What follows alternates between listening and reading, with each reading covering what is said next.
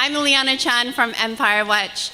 And I do have to say, very quickly, a very, very thank you, a heartfelt thank you to the Friends of Socialist China for organizing this wonderful event.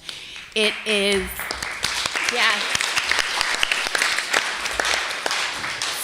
For those of you who don't know, they have a website where they post multiple articles a week, co-edited by Carlos Martinez and Keith Bennett on socialistchina.org. So please go over there, sign up for the mailing list, check out the social media.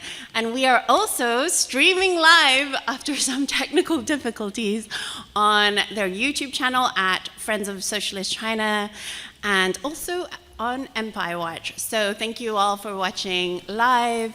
Okay, so I asked my dad, actually, what should I say for my closing remarks for this conference? And he gave me a few sentences, so I'm just going to read them out. He says, China endured a century of humiliation at the hands of the Western powers and emerged to face a world threatened by fascism, which it joined the world to defeat. Yet after this victory, for over 20 years, it was not even deemed worthy to be considered a nation. Instead, was left in the limbo of being a non-entity, embargoed and boycotted by the US and Imperial West, and still, China was able to dig itself out of this pit of misery and emerge as an inspiration and hope for the world. So thanks, Dad.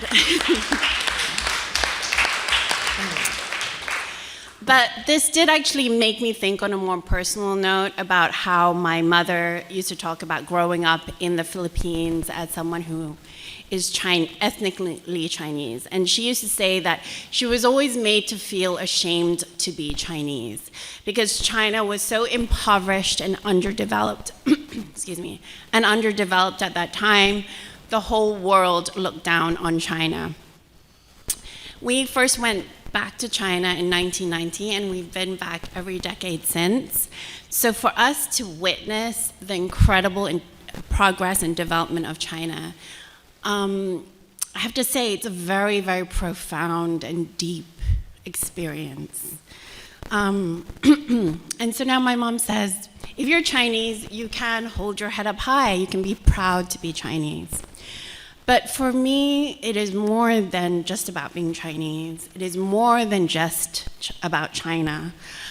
Because I don't think that my mother's experience is particularly unique. Imperialism tells the global South that they are less than, that their underdevelopment and impoverishment is because of their inherent inferiority.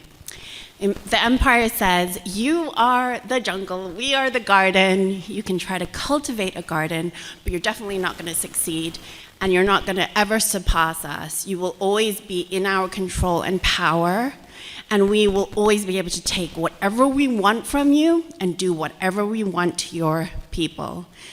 And that's the significance of China's rise, because China proves empire wrong. And they didn't have to emulate the West either. They forged their own path. Yes, they learned lessons from the West, both good and bad, but they forged their own path, and they proved through sovereignty and socialism that you can indeed dig yourself out of a pit of misery. And China's commitment to a wider humanity, as Xi Jinping said in his Victory Day speech, humanity rises and falls together. And this is absolutely key to this new multilateral world that is on the horizon.